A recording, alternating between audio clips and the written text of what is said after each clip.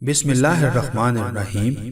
رسول اللہ صلی اللہ علیہ وآلہ وسلم نے جنگ حنین میں کچھ مال تقسیم کیا جیسا کہ آپ ہمیشہ تقسیم کیا کرتے تھے۔ اس پر قبیلہ انصار کے ایک شخص نے کہا کہ اللہ کی قسم، اس تقسیم سے اللہ کی رضامندی حاصل کرنا مقصود نہیں تھا۔ میں نے کہا کہ یہ بات میں ضرور رسول اللہ صلی اللہ علیہ وآلہ وسلم سے کہوں گا۔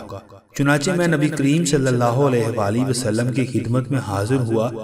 نبی کریم صلی اللہ علیہ وآلہ وسلم اپنے صحابہ کے ساتھ تشریف رکھتے تھے۔ میں نے چپکے سے یہ بات آپ صلی اللہ علیہ وآلہ وسلم سے کہی۔ نبی کریم صلی اللہ علیہ وآلہ وسلم کو اس کی یہ بات بڑی ناگوار گزری اور آپ کے چہرے کا رنگ بدل گیا اور آپ غصہ ہو گئے، یہاں تک کہ میرے دل میں یہ خواہش پیدا ہوئی کہ کاش میں نے نبی کریم صلی اللہ علیہ وآلہ وسلم کو اس بات کی خبر نہ دی ہوتی۔